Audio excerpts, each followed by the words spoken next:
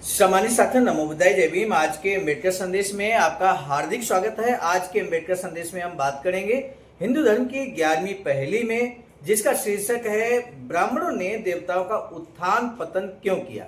इसी विषय पर पूरा अम्बेडकर संदेश रहेगा, अंत तक सुनेंगे तो ये जो टॉपिक है इस पे आपको काफी ज्यादा जानकारी बाबा साहब की लेखनी के माध्यम से हम आपके समक्ष प्रस्तुत करेंगे।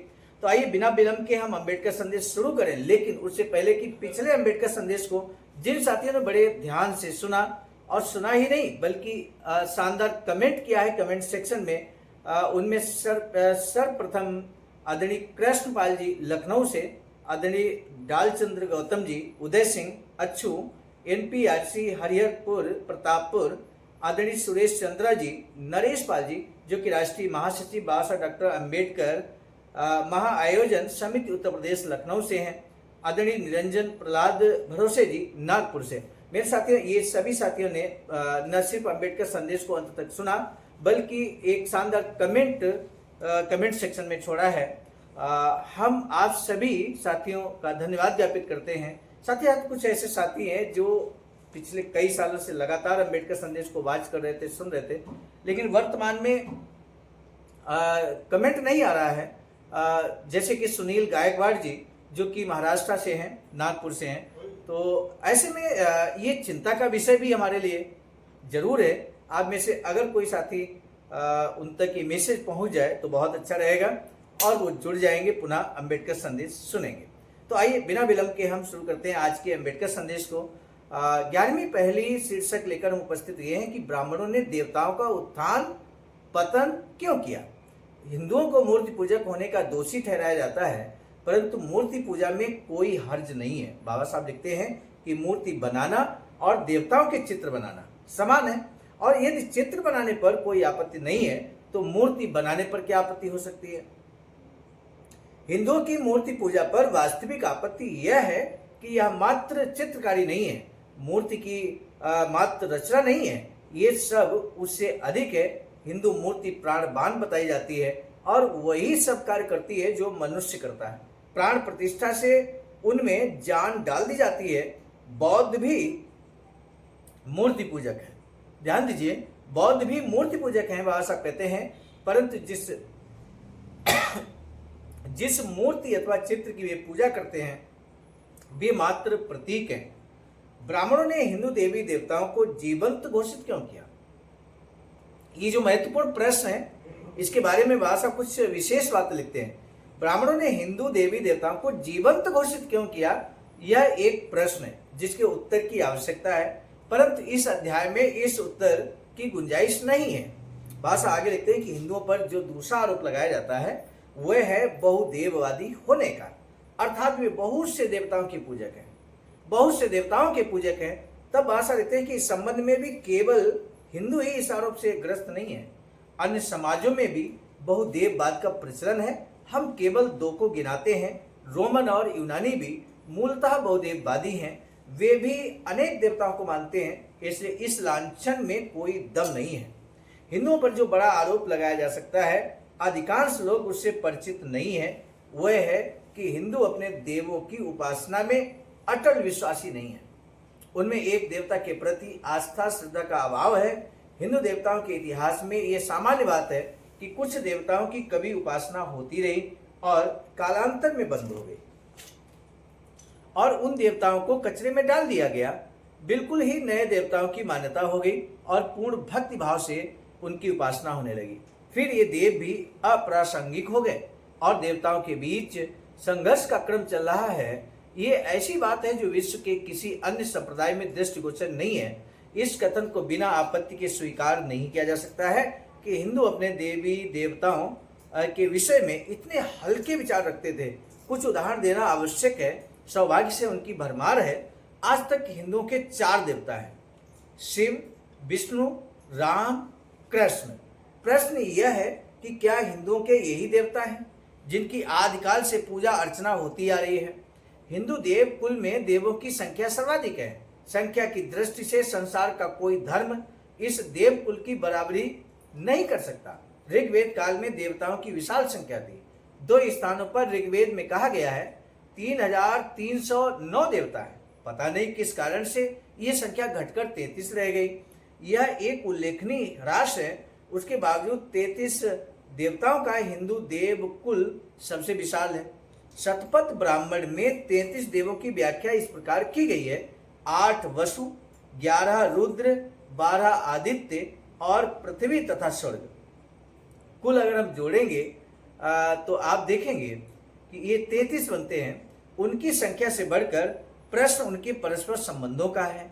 क्या पद की दृष्टि से उनमें कोई भेद था? ऋग्वेद में एक मंत्र है कि आदर और स्थान की दृष्टि से उनके 2 वर्ग हैं, एक बड़ा और छोटा, दूसरा नवीन और प्राचीन। यह विचार ऋग्वेद की प्राचीन मान्यता से भिन्न लगता है। पुराना नियम इस प्रकार है: हे देवताओं, तुम में से न कोई छोटा है न नवीन, तुम सब समान हो। प्रोफेसर मैक्स मुलर का भी यही निष्कर्ष है। जब इन देवों का आह्वान किया गया, उनकी शक्ति दूसरे से सीमित नहीं समझी गई थी। न वे एक दूसरे से पद में श्रेष्ठ थे और न हीन थे। उपासक की दृष्टि में एक देव अन्य देवों के समान था। उसमें एक समय यथार्थ देवत्व समझा गया। चाहे कितनी भी सीमाएं हों, हमारी दृष्टि में बहुदेववाद प्रत्येक देवता में अपरिहार्य होना चाहिए। प्रत्येक देव में देवों की विशेषता होनी चाहिए। कवि की दृष्टि से अन्य देव लुप्त हो जाते हैं और केवल वही रह जाता है जो उपासक का मनोरथ पूरा करे।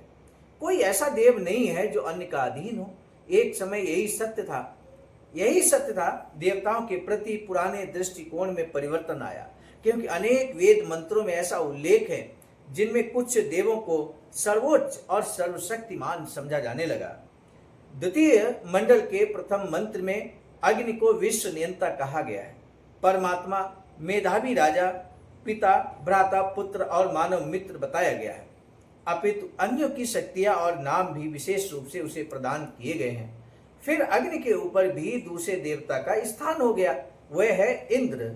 इंद्र को वेद मंत्रों और साथ साथ ब्राह्मणों में सर्वोच्च शक्तिशाली देवता कहा गया और 10वें मंडल में कहा गया है विश्व मद इंद्र उत्तराह, यानी कि इंद्र सर्वोच्च है। फिर तीसरा देवता शिखर पर पहुंचा, वह सोम है। ध्यान दीजिए मेरे साथियों, अम्बेडकर संदेश के अंत में हम प्रश्न भी तो जानेंगे आपसे। एक प्रश्न पूछेंगे जिसका उत्तर आप कमेंट सेक्शन में देंगे। सोम के विषय में कहा गया है कि वह जन्मजात महान था। सोम के विषय में क्या कहा गया, ये बहुत ध्यान से आपको जानना है। सोम के विषय में कहा गया है कि वह जन्मजात महान था और उसने सभी को पराजित किया। वह विश्व का एक छत्र राजा कहलाता था। विश्व का एक छत्र राजा कहलाता था। कौन? सोम। और सोम के बारे में बात करते हैं कि वह मनुष्य के जीवन का विस्तार कर सकता था। एक मंत्र में कहा गया है कि वह स्वर्ग और धरती, अग्नि, सूर्य, इंद्र और विष्णु का सृष्टा था। फिर सोम भी विस्मृत हुआ और चौथे देवता की उपासना होने लगी। देखिए, टॉपिक है 11वीं पहली।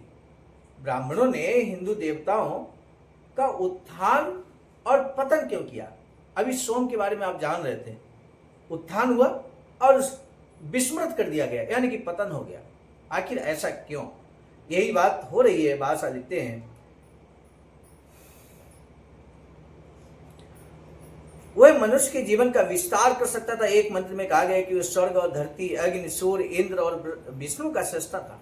फिर सोम भी विस्मृत हुआ और चौथे देवता की उपासना होने लगी।